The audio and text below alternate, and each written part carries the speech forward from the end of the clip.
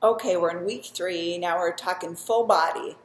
So when you're doing full body, you just want to make sure that this is the day that you challenge the muscles to the max. There's no cardio hits here. The first movement is a hamstring bridge. Now, I say it's a bench hamstring bridge. I want you to have your feet elevated somewhere.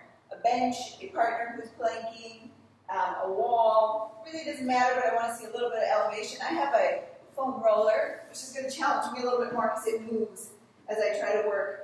But you'll spend half the time on one leg and half the time on that other leg. If you have something that moves, it's going to give their hamstrings an even higher workload. So you get to choose there. Next, high-low planks. You're just going to want to make sure, the important thing here is to switch the arm you lead with, because that lead arm is what takes a lot of the lift. So if I'm lifting right, my next lift should be left, and vice versa. Making sure you have a pretty wide base so people find stability and aren't rocking to the side. You want them to stay pretty flat as they do that. The next one is a squat with an alternate side kick. All you want to make sure when you do this is you tuck your knee tight into your chest and then extend out. Work on that piece of balance. So don't move so quickly that you can't get that strength in holding the balance move of the side kick. The next one is a squat with around the world touches. So stay with me here.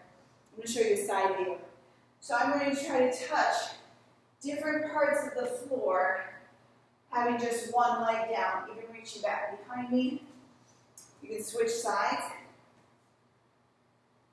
The idea here is to have real world balance. When we fall or we trip, we're usually just kind of go like this, and that sort of wonkiness usually throws something out, unless you practice wonky while you train, which I think you should because it helps prepare you for when real things happen. Sideline tricep lifts. I think I got a wee bit out of order, but stay with me. You're going to tuck this hand under your head for support. Your front hand leans forward. And you're going to need to lean into this lift a bit. You're going to lift your body up off the floor and back down. In order to get the most of this, you got to lock that elbow.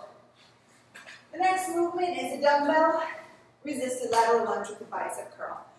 So, as you step lateral, try to get both dumbbells to touch down to the floor. And as you step together, bicep curl. It's that simple. Next movement, single leg squat, touch, and down. So, here's what I'll say. If someone's brand new, don't have them using the dumbbells. But we're going to try to go the distance with this. So, we're coming down into that squat. And we want to challenge right to the very bottom, where you're going to connect the weights with the floor. When you do, it changes where you feel the movement. It goes from quad, quad, quad to glute, glute, glute, glute, glute, especially as you get closer to the ground. Don't neglect that area. Next movement. All right. It's the Superman YTA, one of my personal favorites. As you lay down, you want to make sure that your Y is positioned so your palms are facing each other. Your T, your palms are down, and your A, your hands are out. We usually like to do shoulder rotation forward, right? We do too much of this in the day, so you need to open it up. Y, T, and A. The next movement, resisted knee tucks. It sounds so easy, but dear God, it's so hard. So bring your knees up to tabletop position. Imagine there's like a, I don't care what you want to imagine, actually something between your legs. Maybe a piece of paper that you have to hold very tightly. This came out way wrong, but you're going to tuck your knees into your chest and you're going to push as hard as you can your knees away. So you're resisting in both directions, pushing in and pushing out. And you get an incredible focus of an isometric contraction in your abs. And then the last two, your plank rotations here, the magic is in the star.